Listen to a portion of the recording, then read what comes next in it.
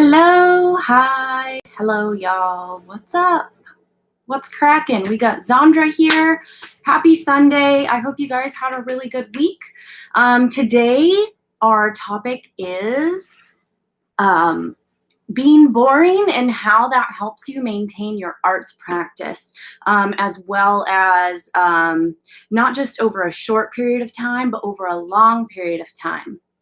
So Zandra says, good morning. She's really feeling being boring this week. And she says, Sari's here and she was just leaving the room to grab breakfast. Well, I am starting like 3 minutes early. So if you want to go snag that, I'll just talk to the people here and we're going to do a quick review of what we did last week. So last week, our topic was being nice because it's the world is like a small town.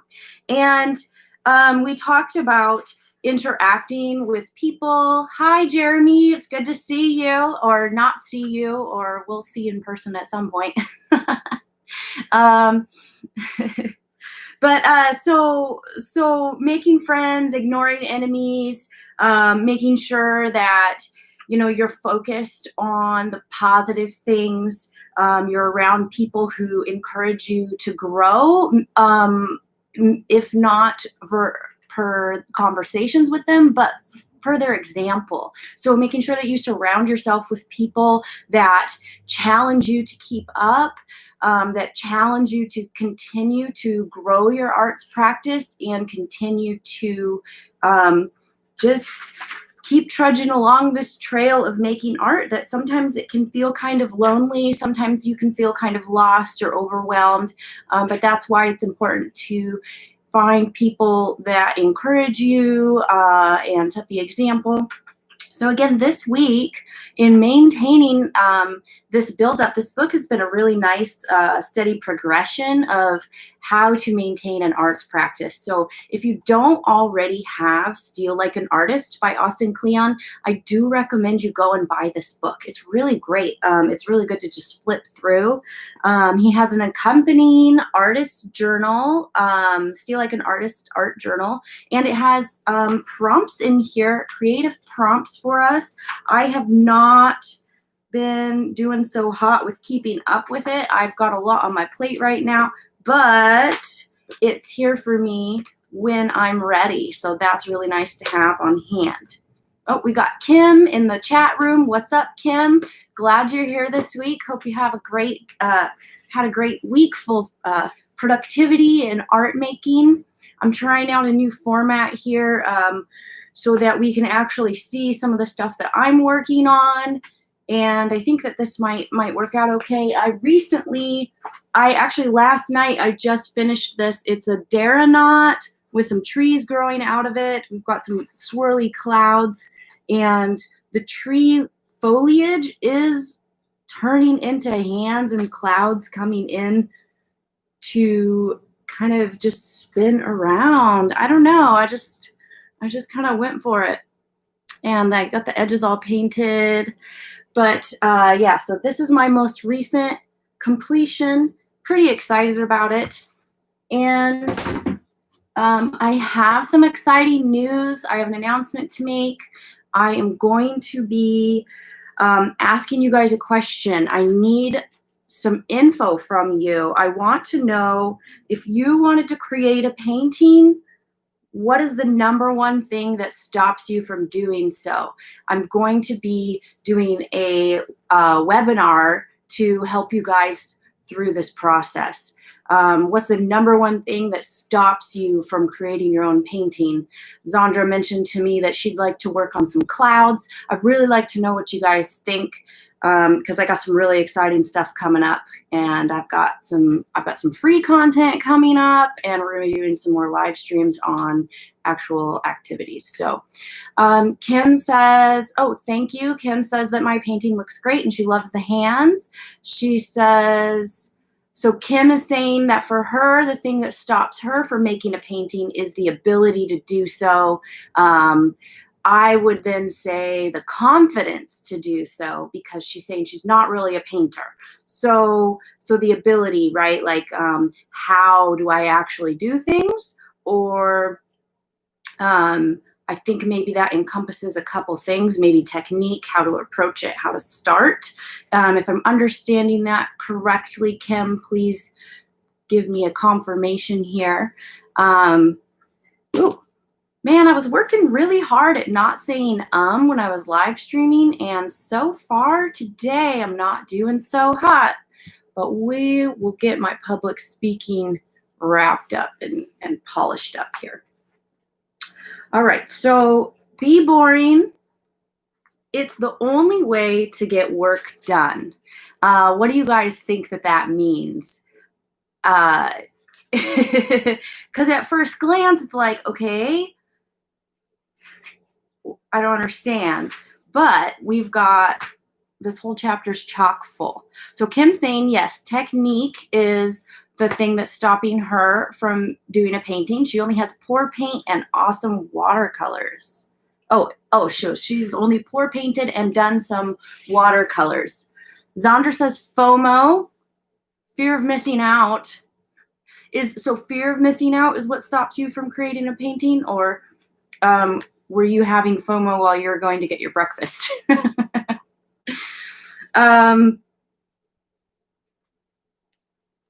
All right.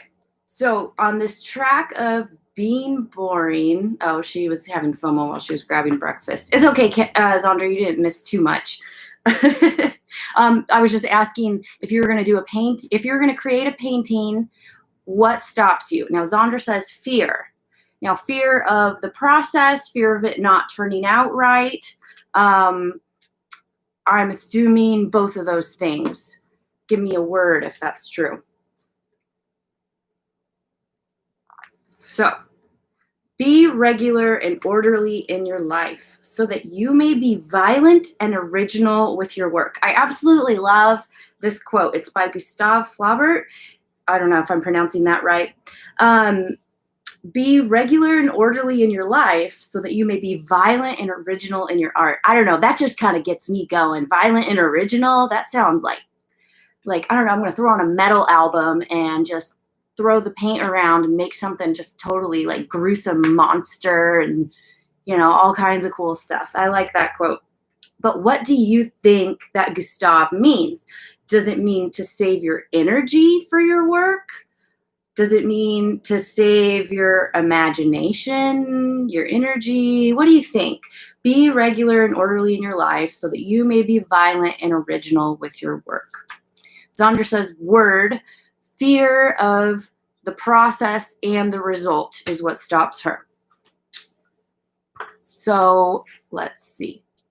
I'm just going to screenshot this here so I can save this. Whoops. For later. I've got a project coming up for y'all. Oh my God.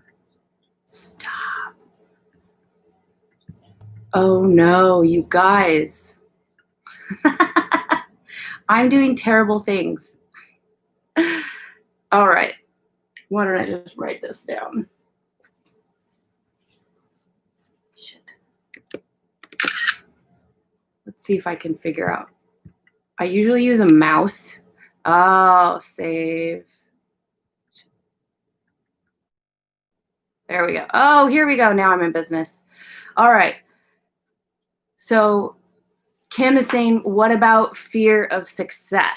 And Zandra is seconding that. Yes, fear of success. I will give that. I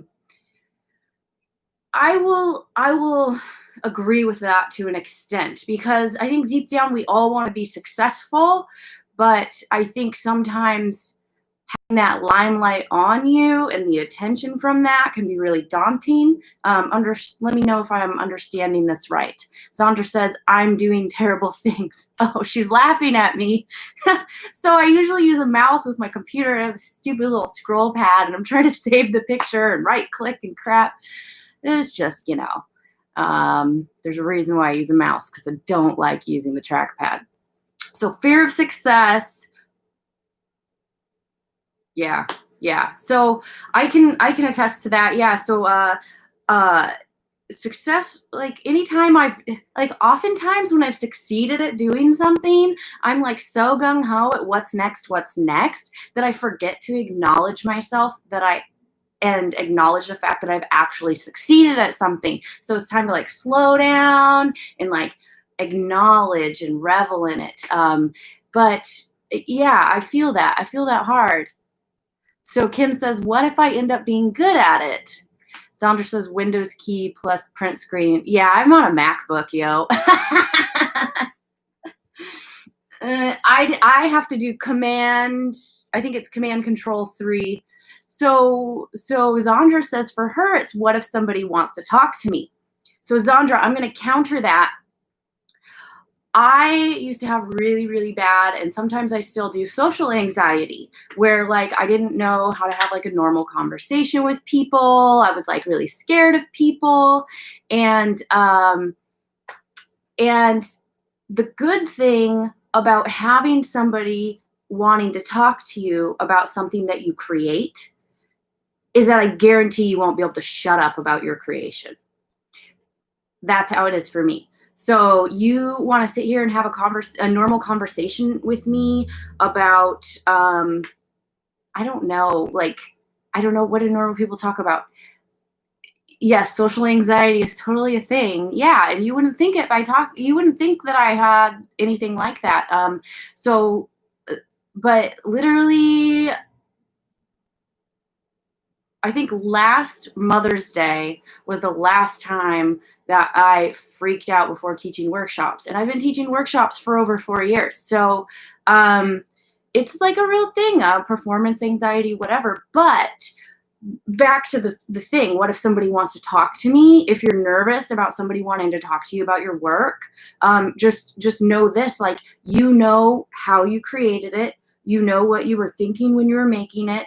And oftentimes, even if you can't verbalize that without stopping to think about it, oftentimes when somebody's asking you questions about your work, you can come up with something really fast because it's your work. Whereas if somebody's trying to have a conversation, I don't know, that's at least for me. So maybe let that help you. So I started to release that social anxiety by doing vending my artwork at festivals.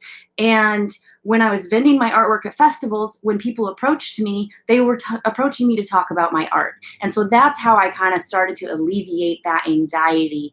And so now I can actually have those conversations with people. And obviously now I'm doing live streams every week, and I'm teaching workshops and stuff. So just because you have a fear of something doesn't mean that there's not a way to make it easier on yourself to dip your toe in and expand your skills. So Zandra, it's okay. I know how to take a screenshot on my Mac. I just couldn't use the scroll pad. Kim says she always gives too much information and they look like deer in the headlights. Ooh, yeah, so social cues. So then learning when to stop and pull back. God, I'm familiar with that. So like you start to tell them about your entire process as if they were also somebody who wanted to learn how to do it step by step, right? Like knowing when you're teaching a workshop versus talking to somebody who's interested in your artwork, and that line of how to stop it, that just comes with practice. I'm familiar with that. That's happened to me. So Zandra says she's afraid people want stuff and she doesn't like schmoozing. Yeah, so sometimes people, I'm afraid people want stuff and she doesn't like schmoozing. Yeah, I mean, well, people are always coming at the world from a standpoint of what do I get out of this? And by always, I'm saying that term loosely. There are exceptions. But, for the most part, we are selfish beings and we're always looking for something. So setting boundaries maybe would be good to work on. Sandra says that's awesome. A really positive story. Keep that for inspo. Yeah, exactly. There's a way, like, I used to be scared to talk to people, and I've had to work on that because there's no way you can get through life without talking to people, especially not if you're a creative and you're trying to sell your work. So unfortunately, those of us who just want, and which is most of us creative types just want to make the work. But unfortunately, if you're trying to get your work out into the world, you do need to learn how to speak to people. And Zandra says, yep, she's working on the boundaries. Boundaries, yeah, it's good. It's good. It's good to know your weakness, but for the purpose of, making sure that it doesn't stop you, right? So Kim says, Zandra, I love schmoozing. I will schmooze for you. Okay, so Kim is going to take care of all my schmoozing too.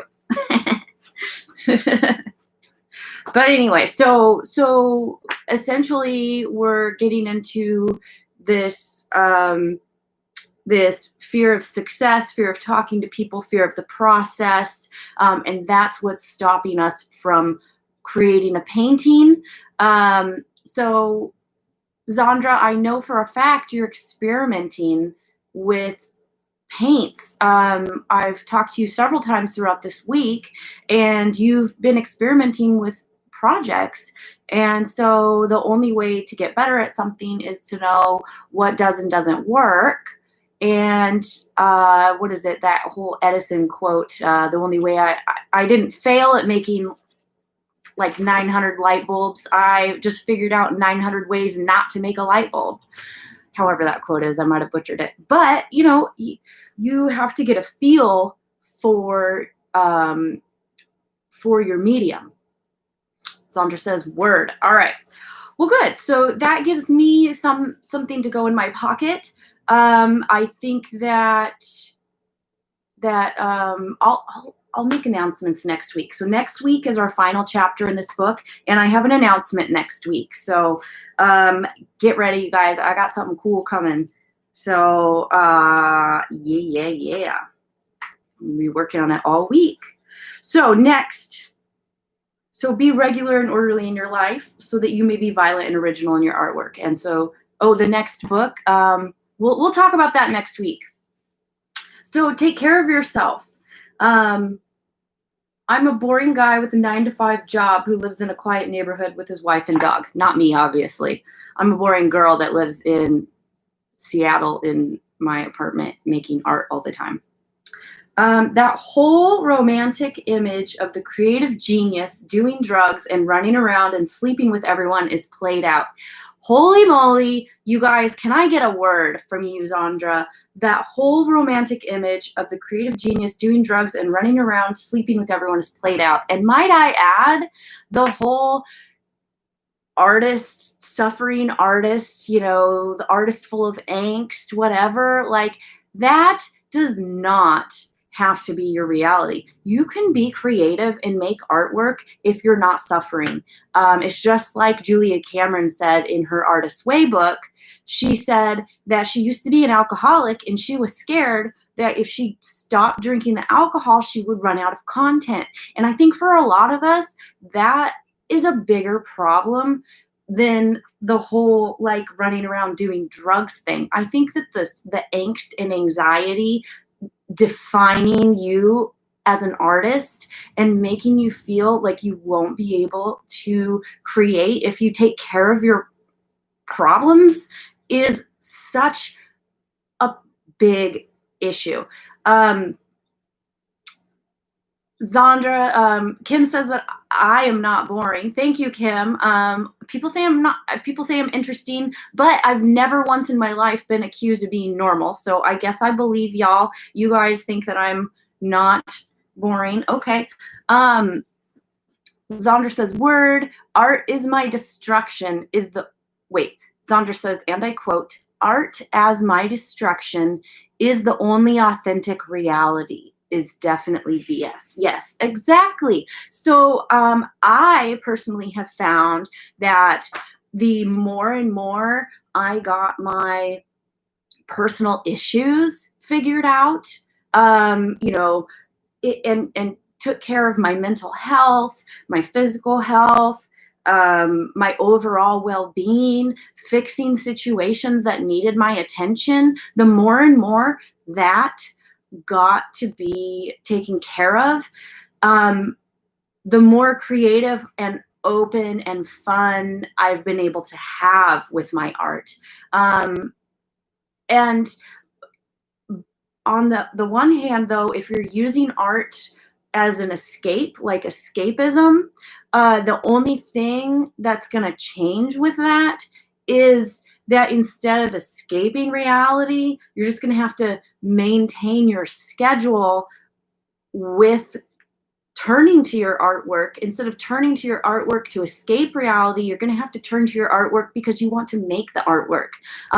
And one thing that I've found is as I start having more fun in my life outside of my artwork, I had to then be more pointed about scheduling my time with my artwork so that I would still be creating. So that, I think, is the only problem with not having mental and emotional issues while you're trying to be creative, is that your reasoning isn't necessarily for escaping any longer. It's because you, and not to say that that's your entire reason for creating when you have problems, but it can be a big reason why you turn to that paper to make that art. So just carving out that time, and we're going to touch on that here, and that's where being boring comes in.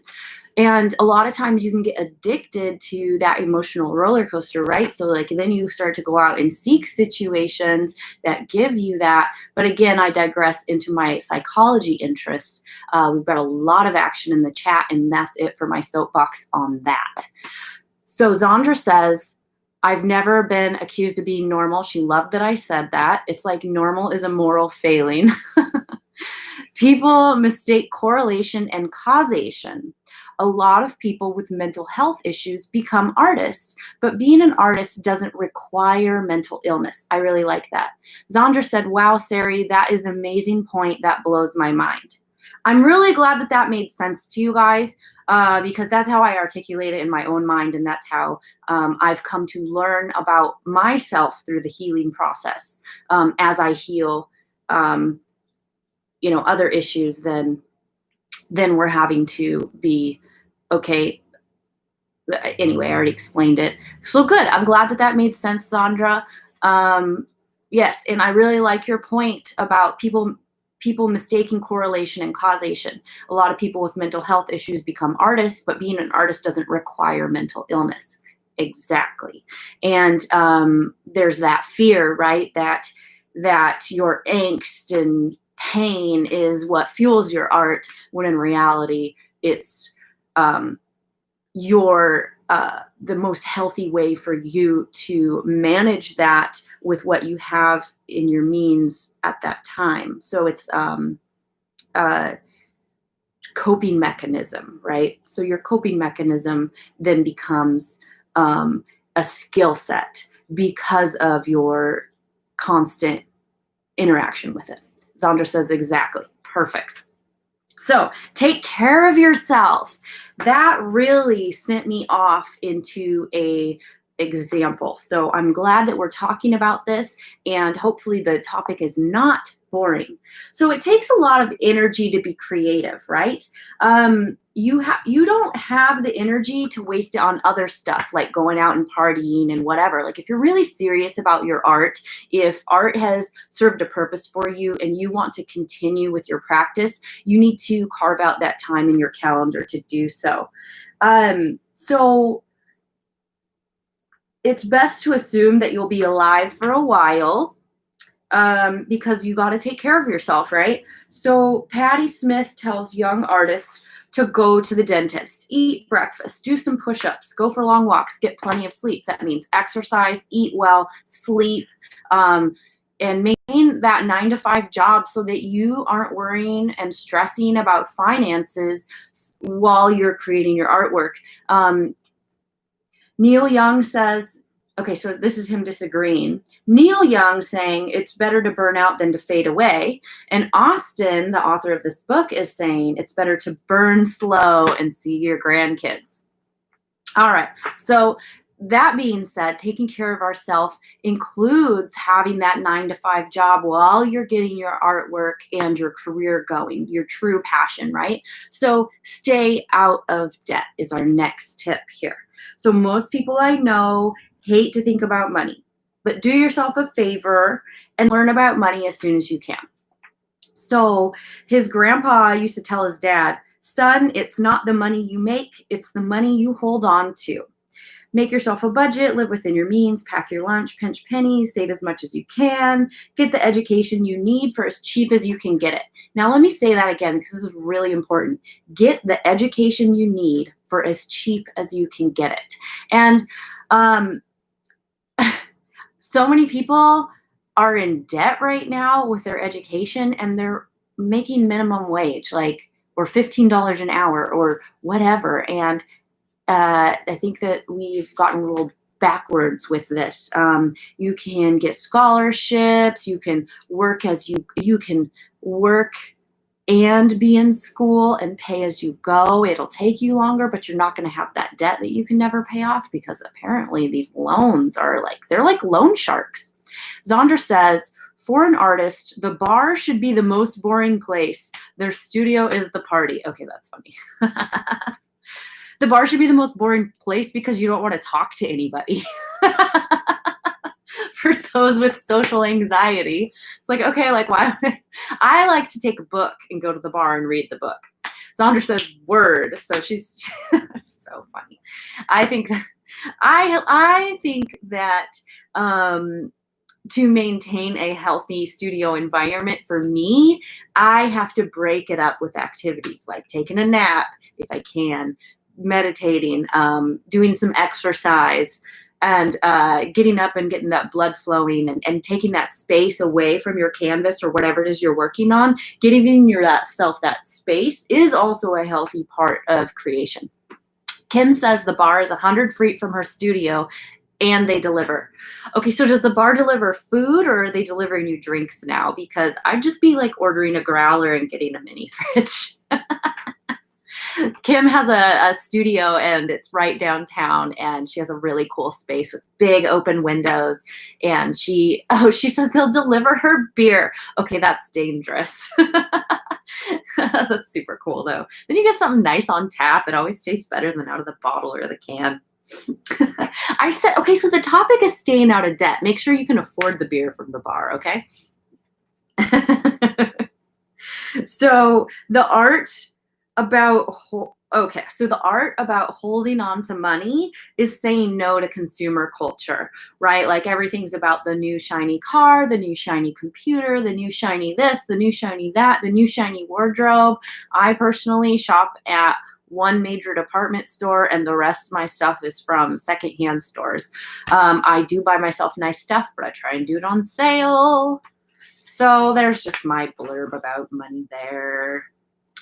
So keep your day job, right?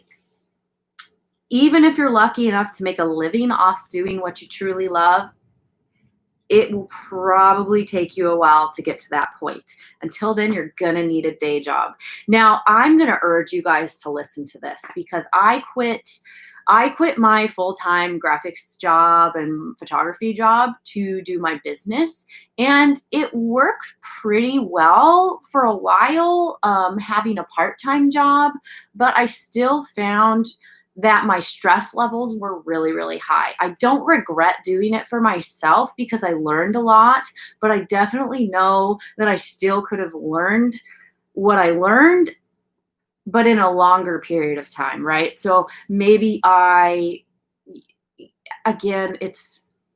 really like the idea of having your full-time job and just carving the time out to do this. It's difficult if you have a family, etc. For me, again, I don't regret it, but Zandra says she has 10 tabs of nail polish open. So you're a nail polish junkie. All right, so freedom from financial stress also means freedom in your art. So you get money, a connection to the world, and a routine with a day job. And there's a photographer, Bill Cunningham, and he says, if you don't take money, they can't tell you what to do. So if you don't take their money, then they can't tell you what to do. So a day job puts you in the path of other human beings. You can learn from them. Take jobs where you can learn things to use in your work later. So he says his library job taught him how to do research, web design taught him how to build websites, and copywriting taught him how to sell things with words. So maintaining that day job and making sure that you can take something from it. Like I've had jobs to where I networked, right? So I had a coffee job in Seattle, and I networked a lot for my artwork, and some of my customers would come to my workshops just because they got to know me, they liked me, and they're like, oh, hey, I want to paint. And so I used that for my business. I would take vending opportunities and network with the farmers market vendors. And one of my businesses that I work with came to my vending booth at the local farmers market and invited me to come and use her space. So you never know where you're going to meet people that are going to help lift you up and help propel you forward. You never know where that open door is going to be. So even if you don't know how your vocation is going to help you with your practice, do your best to network with those people and learn from people, because you never know everything is like cross-reference, especially if you're trying to run an arts business. You need to know everything. I was a banker for like 10 years. I've done bookkeeping. Like that's helped me in my business. I'm not scared of doing my books. So Zandra says day job is fighting words. Yes, don't be irresponsible, but if you can make art, do it. Oh yeah, I'm not encouraging you not to. I'm just saying like it's really helpful, and I've found that it's helpful to have your finances in order so that alleviates the energy that you put into stressing about money can be put towards your creations. And everybody has to make this decision on their own. So please just take this as somebody's opinion and weigh it against your heart and make that decision for yourself. So Zandra says every benefit of the day job is painful to her. Networking could be good. I don't know. Gives the idea the side eye. You know, you got to make that decision for yourself. I completely understand. There's a reason why I quit my day job to go and do this full time. And like I said, I don't regret doing that because I learned a lot. But now here I am circling back, being like, okay, I like having my apartment by myself with no roommates. So I'm making that choice to get my day job going. And I've made connections and learned about opportunities that can earn me more money in less time. So working smarter, not harder. So I'm not saying I'm still an entrepreneur, right? This job, I'm waiting for a license from the state, and it's going to be I'm going to have 2 businesses that I'm running. So take us with a grain of salt. Just work smarter, not harder. Think about what's best for you. Kim says, I do not have a 9-to-5 and art is her job. I live sale to sale, commission to commission. She's gotten used to it. She's squirreled money throughout the years to live off of. And if things get tight, I will sell something to cover the bills. Perfect. So this chapter is really unhelpful to y'all. I feel it, you guys. I 100% like, please, like, I'm just going through the content here, y'all. But yeah, no, I think everybody has to make that decision for themselves. And I've done both. And what I have, now for me, relating to you, Zandra, like that full-time job just hurts your heart. So I'm the same way. I recognize that feeling. I know that feeling. I've experienced it. I'm currently feeling it right now. But for me right now, it's what I have to do until I get my license from the state.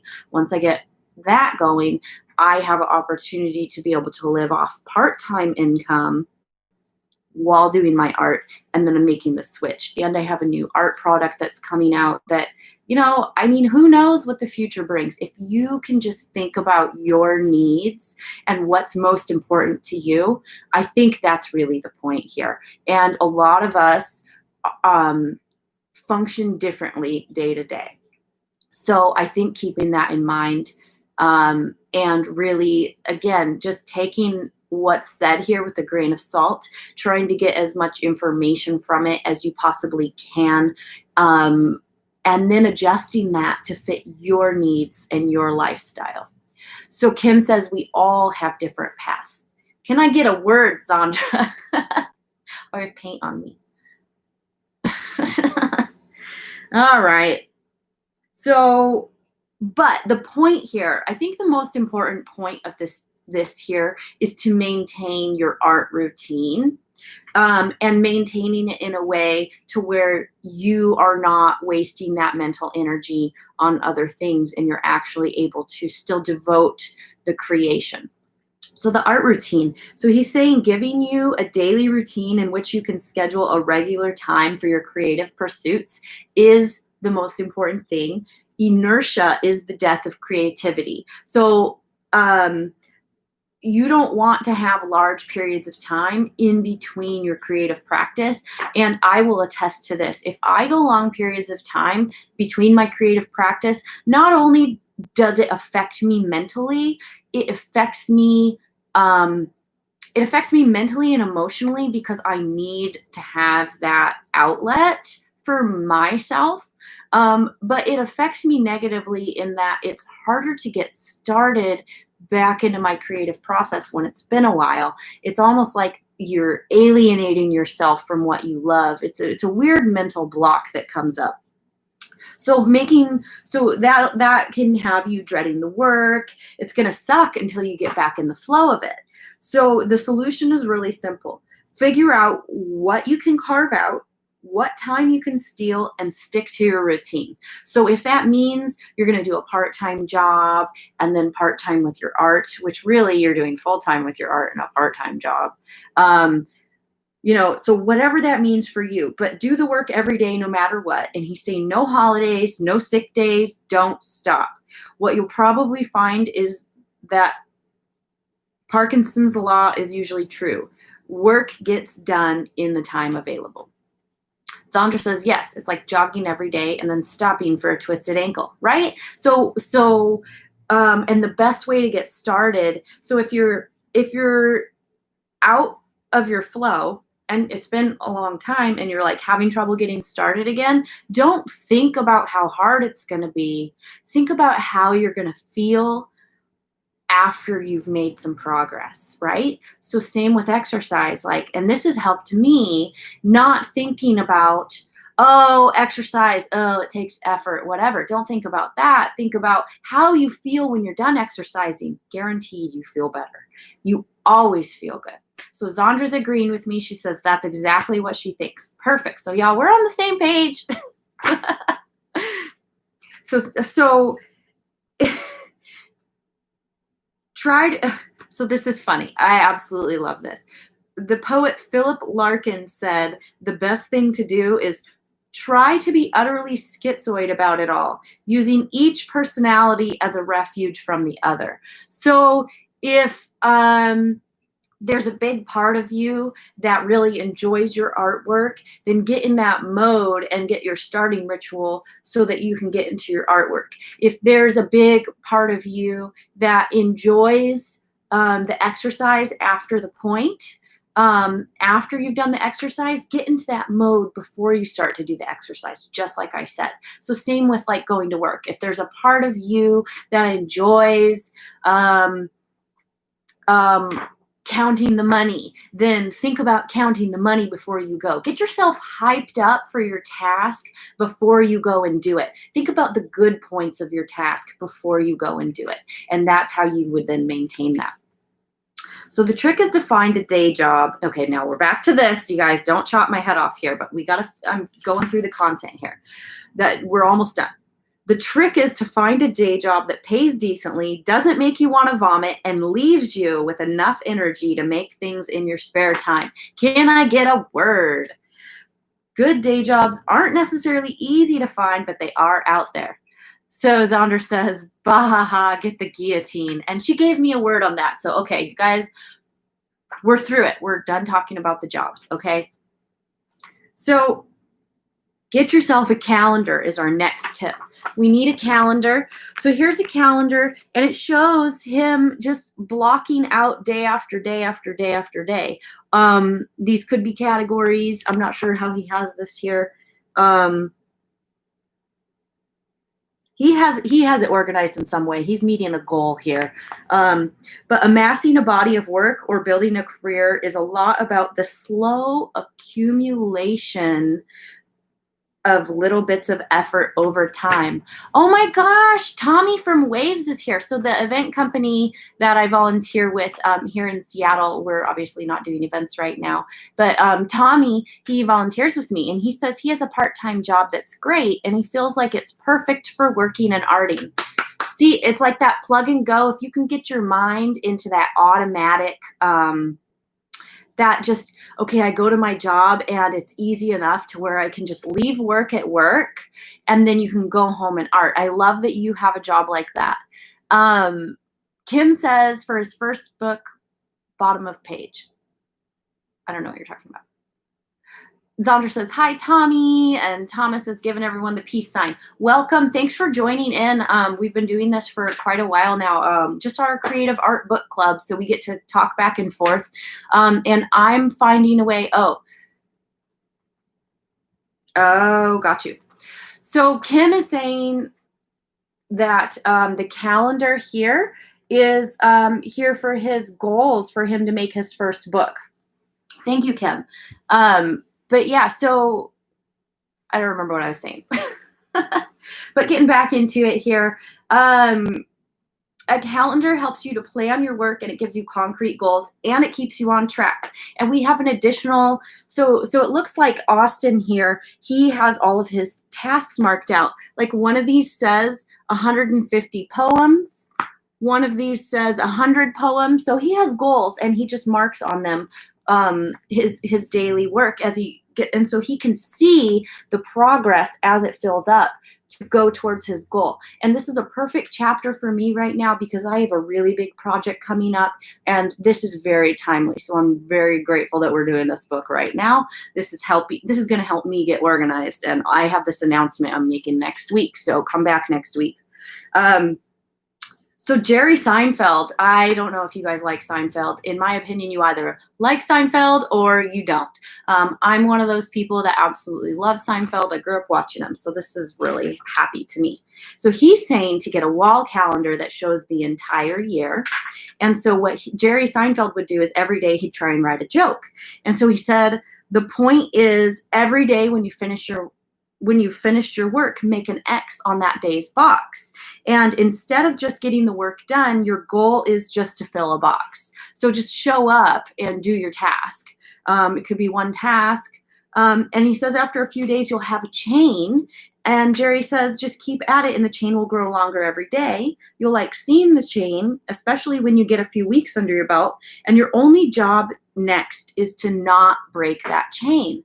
And so what that chain signifies is you showing up every single day to do the work. And it's a slow accumulation over time, which is beautiful. And I really like that. Get the calendar, fill the boxes, don't break the chain. And that's that visual cue for you to say, hey, look, I'm showing up, I'm doing the work. And it helps keep you motivated because you don't want to miss that day in between. Keep that flow and that energy going so that it's not hard to get started up again. Another tip we have here is to keep a logbook. And it's not a diary. It's not a chart of future events, but he's saying you do need a chart of your future events, but he says you also need a chart of the past events. And a logbook isn't a diary or a journal. It's just a book in which you list the things you do every day. And what projects you worked on, where you went to lunch, what movie you saw. It's much easier than keeping a detailed diary, and you'll be amazed at how helpful having a daily record like this can be, especially over several years. The small details will help you remember the big details. Zandra is saying she likes this part of the chapter, the calendar and the log. Thank God, Zandra, because I thought you were going to put me on the guillotine. Talking about having a daily job. I don't know. I'm so sorry.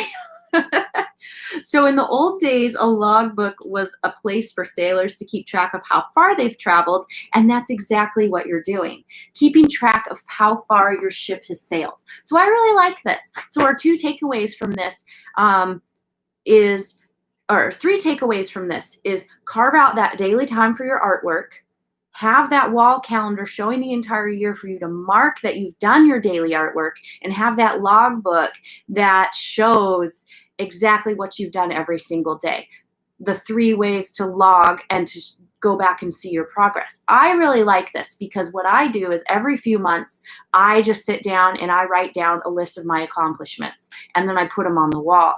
But I really like this because you're tracking it daily and you're going to remember everything. Whereas the way I've been doing it, I'm missing things. And I know that. It's just whatever I remember at the end of a few months. I like the idea of having the daily logbook instead. So I'm definitely going to do that. And I think that it's important that we are able to recognize and acknowledge the work that we've done. I think that that helps keeps us motivated. So Kim says she agrees, Zandra. She really loves the calendar and the logbook. Perfect. So Tommy, I was going to ask you, what kind of artwork are you working on? I know that most everybody that volunteers with Waves is like super creative. And so I'd really love to hear what you're working on. And I think everybody else here would. We've been doing this for all year, I think since February, every week since February, except for 1 week I missed it. We had to reschedule. I didn't just not show up. But so keeping track of how far your creative ship has sailed. Tommy says he's been painting a little bit and he got to see DJ in Ableton to make beats. Oh, that'll be really cool. Yes, get those noises going. If you need sound samples, I think I suggested it to Waves before, but I thought it would be a really fun idea for people to go out on just a sound sample day to go and find sound samples to use and have like a little Waves library that we could all kind of pull from. I don't do sound stuff, but I thought it would be really fun. Tommy says, yeah, he mostly does painting and that he loves my idea. See, that would be really fun, right? You could be like a librarian of sound. But yeah, no, I'd love to see your artwork sometime. Tommy, I'm gonna invite you to our Facebook group. It's just a creative club, and we can just kind of post things in there that we're working on, and anything that we see that we find inspiring that somebody else has done, we're posting in there. So I'll make sure and add you to that. I'd love to see some of your stuff. So Zandra is asking, is Waves a sound thing? Waves is a local Seattle event company. We have all local Seattle artists and music producers and a local crew of people, and we put on music events. And we have artists, visual artists that work, and it's a really cool group of people. And we put on really cool themed events. So it's like every quarter usually, aside from COVID, and every event is themed. So it's like I get to go to Halloween every 3 months. And it's really, really cool stuff. Really amazing productions. Tommy says, dope, Waves makes music events and stuff. And Kim says, a research trip for those sounds. Zandra says that's dope. Yeah, really cool. So yeah, I know a lot of music artists and event companies are struggling right now, obviously. And so I think everybody's just looking for a way to keep that going in the virtual sense. So a lot of stuff's going on there. So circling back, I know I like our little deviations, but I am still trying to get through the book here. We're not doing too bad on time, you guys. This is a pretty good discussion. I'm liking that you guys are voicing what you do and don't like about the book, because it's giving us an additional perspective from just Austin's, and we're able to have a discussion about what does and doesn't work for everybody on a personal note. So I think that's really cool. It's adding a good element to this. So here are pages from Austin's logbook. I thought that these were really fun, so I wanted to show this. he's got little drawings. He's got little icons here. It looks like he has a paintbrush and a car and a microphone and a cup of coffee. So I really like that his little logbook is like that. I think that this is a oh, awesome day. Cute. So we're going to go over here. We've got this quote here. This is the Big Daddy quote, so bear with me. So it's Nicholson Baker. He says, if you asked yourself, what's the best thing that happened today? It actually forces a certain kind of cheerful retrospection that pulls up from the recent past things to write about that you wouldn't otherwise think about. So again, that prompt is asking yourself, what is the best thing that happened today? If you ask yourself what happened today, it's very likely that you're going to remember the worst thing because you've had to deal with it. You've had to rush somewhere or somebody said something mean to you. That is what you're going to remember if you say what happened today. But if you ask what the best thing that happened today is, it's going to be some particular slant of light or some wonderful expression somebody had or some particularly delicious salad. So I think that that's really important in our lives just in general, is focusing on what the best thing that happened today and getting in that habit of focusing on the good things really, really helps propel you and save your energy. Because when we think about things that are negative, it drains our energy. And what our purpose here is to maximize our creativity, maximize our energy saved for our creative projects. So I really like that. Ask yourself what the best thing that happened today was. And write it in your logbook. So got another quote over here, and I put hearts around it, so I guess I have to read it to you. She rescued me. I'll be playing in a steakhouse right now if it wasn't for her. I wouldn't even be playing in a steakhouse. Okay, I don't know why I just put hearts around that. So Zandra says she likes ask for the best thing and she will be keeping it. Yeah, I think, even if you just like, this is a really good chapter. I'm going to have to go through this and notate, the logbook, the wall calendar, ask for the best thing. I think asking yourself what the best thing that happened today, I feel like that could be a plaque in your work area.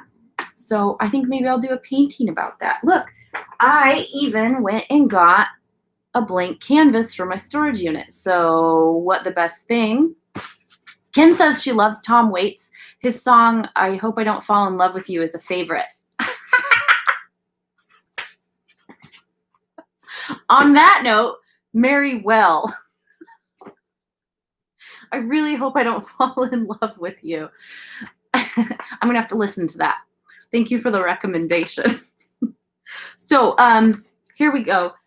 Who you marry is the most important decision you'll ever make. And marry well doesn't just mean your life partner. It also means who you do business with, who you befriend, who you choose to be around. Like you guys, I choose to come and be around you guys every week. That means I'm marrying well because I'm surrounding myself with creative people who uplift my creative practice and who help me focus on ways in which I can get through books. I'm using you guys to get through my creative books. Did you know that? I will read this book if I commit to you to show up every week and do it. I'm marrying well. Sandra says she's using us. No, I love you guys. You know that. So I've got ha, ha, ha written on the page here. So this is going to be really good. Kim says use us. Ooh, it sounds like a dirty song now. I really hope I don't fall in love with you, Tom Waits. Not you, Tommy Kelly. All right, okay, focus. Okay, so who you choose to be around is what he really means here. Like be around good people. And again, this is kind of piggybacking on our chapter from last week. So it takes a real champion of a person to be married to someone who's obsessed with a creative pursuit. Okay, so I've had relationships where the person is like, are you gonna stop working? Do you want to hang out? And I'm like, oh, I have this project to work on. And you can just like see that it's a problem, right? Like ultimately, if you're a creative person, you're kind of married to your work in a way. So whoever you're with, like it's really good if you have somebody who's also got their side projects to work on so that, nobody's feeling neglected. Zandra says OMFG, right? So, I mean, y'all know what I'm talking about. If you're a creative person, like you have to be with somebody who either like has their own project. Oh no, I'm going to say it. I'm going to say something bad. Or they're emotionally stable, which honestly, do you see how that's like kind of bad to say? So like they have to be okay. I don't think I should have said that. I don't think that's what I meant. They're like, you're both emotionally in a place to where you're working on your own separate things, or they like emotionally don't need you to pat them on the back all the time, I guess. I don't know. Does that make sense? Like, I don't want to be saying something that sounds terrible. And then again, now I'm going to spiral. I'm just going to stop. I've got my shovel here. So it takes a real champion. Okay, so he said it better. It takes a champion to be married to someone who's obsessed with a creative pursuit.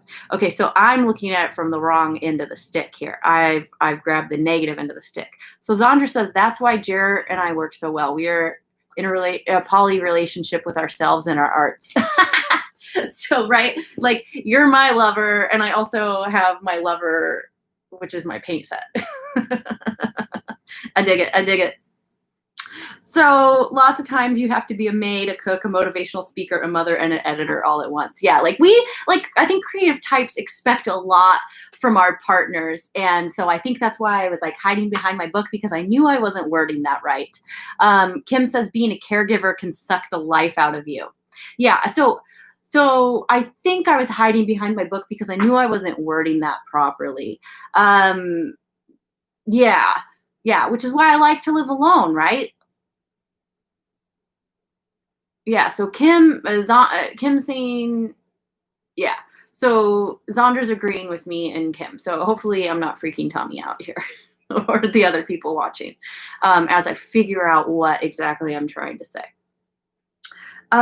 So a good partner keeps you grounded. A friend once remarked that living with an artist must make our house very inspiring, and his wife joked, it's like living with Da Vinci.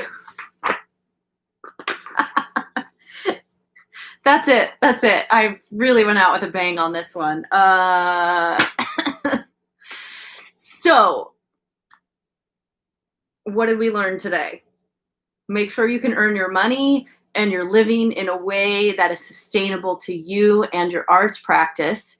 Keep your logbook, keep your wall calendar, don't break that chain, and appreciate the people that are in your life that can put up with your creative crap, namely partners, and also surround yourself with people that can be helpful and supportive, kind of like how we talked about in the last video, where you need to be around people that are challenging you to do better. So when I'm talking about my partner, they were all of those things, right? Like they were like, I would bounce ideas off of them. I would do this, I would do that. And it does take a special kind of person to be with somebody who's constantly like asking for opinions and all that, and spending a lot of their time on their creative practice. So I really regret saying the thing that I was like hiding behind my book, because like I said, like that wasn't what I meant. So Kim is saying life is better because we got together today. Aw, yeah, exactly. Like I feel like these talks are really energizing to me. In that, like a lot of times, like I'll wake up and I'll be like, oh, I'm like kind of tired. It's Sunday. Maybe I would really want to be, taking care of my laundry, or maybe I need to be like deep cleaning something, or maybe I need to be, applying to art gigs. But I show up even if I'm feeling like, a way where I'm just like, I got a lot of stuff to do. But then I show up and we start talking about these ways to enrich our creative lives. And we have our community of people that come together and discuss things. And it's really, really energizing to me. So thank you guys for showing up, and thank you for allowing me to facilitate this. Again, thank you, Tommy, for joining us. We have Zandra and Kim here in the chat. I hope to see you in the Facebook group, and I'd love to see some of your paintings. It'd be fun to chat with you a little bit more. So Tommy says you guys are all good. I'm happy I popped into the stream. I will definitely be checking it out again. Yay, thank you. And then Kim says, I think we need to do a Zoom to share our work, art, music, etc. Yeah, at the end of this book, so next chapter is the end of this book. So let's have another Zoom party. I know we did a Zoom party at the end of The Artist's Way. This was the other book that we did, The Artist's Way. If you're just joining in, you can go back to those videos on my YouTube, and you can work through this 12-week book. I'm going to be doing this annually, so we've already done it for this year. But yeah, let's have a Zoom party. Maybe next week we could do a Zoom party the week after. So next week I have an announcement. I got a big project I'm working on this week. We'll finish the book next week. And then the week after, we'll have our Zoom party because I'll probably be doing my live stream for my other announcement. So, yay. All right. Well, good. Tommy, I hope you join us back again. Like you said, glad you stopped by, you guys. Last chapter, don't forget your logbook, all that stuff. And I am going to paint what is the best thing that happened today and hang it in my home as a reminder. All right, you guys, love you babies, and I will see y'all later. Happy arting.